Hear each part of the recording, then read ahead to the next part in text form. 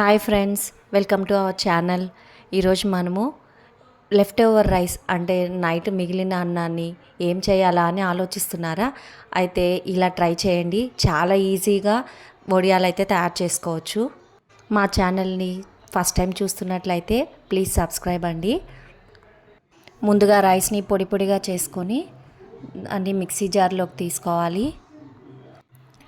ఆ రైస్లోకి కొద్దిగా సాల్ట్, వాటర్ యాడ్ చేసి మెత్తగా దోసపిండి కన్సిస్టెన్సీ ఎలా ఉంటుందో అలా మెత్తగా గ్రైండ్ చేసుకోవాలి. రైస్ని మెత్తగా గ్రైండ్ అయితే చేసేసాను. తర్వాత ప్రాసెస్ ఏంటో చూద్దాము. గ్రైండ్ చేసిన మిశ్రమాన్ని ఒక గిన్నెలోకి తీసుకోవాలి.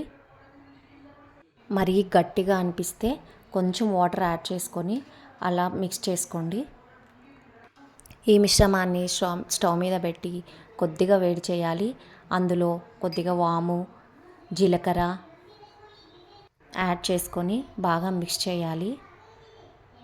మీ మిశ్రమం కొద్దిగా వేడైతే చాలు, ఎక్కువ వేడవలసిన అవసరం ఏమీ లేదు. ఇలా బాగా మిక్స్ చేసిన తర్వాత ఒక 2 to 3 minutes బాగా కలపాలి, లేదంటే రైస్ కాబట్టి అడుగంటుతుంది. టేస్ట్ కోసము పచ్చిమిర్చి, వెల్లుల్లి, కొద్దిగా సాల్ట్ యాడ్ చేసుకొని కచ్చాపచ్చాగా గ్రైండ్ చేసుకోవాలి. ఇలా గ్రైండ్ చేసిన పచ్చిమిర్చి మిశ్రమాన్ని వేసి ఒక 2 to 3 minutes బాగా ఉడికించాలి. ఈ పచ్చిమిర్చి మిశ్రమం అనేది మీ ఆప్షన్, మనకు కావాలంటే వేసుకోవచ్చు, లేకపోతే అవసరం లేదు. గిన్నె అడుగంటకుండా ఒక 2 to 3 minutes బాగా ఉడికించాలి. బాగా ఉడికిందండి, మిశ్రమం అయితే రెడీ అయింది. ఇప్పుడు వడియాలు ఎలా పెట్టుకోవాలో చూద్దాము. ఒక పాలిథిన్ కవర్ తీసుకొని కొంచెం ఆయిల్ వేసి ఈవెన్గా స్ప్రెడ్ చేసుకోవాలి. ఇలా ఆయిల్ పోయడం వల్ల ఎండిన వడియాలని తీయడానికి చాలా సులువుగా ఉంటుంది. ఇప్పుడు గరిటెతో ఆ వడియాల మిశ్రమాన్ని తీసుకొని కొద్దిగా మనకి ఎలా సైజు కావాలంటే అలా సైజులో చిన్న చిన్నగా వడియాల్లాగా వేసుకోవాలి. నేనైతే అప్పడాల్లాగా పెడుతున్నాను. మరీ పలుచగా వేయకూడదు.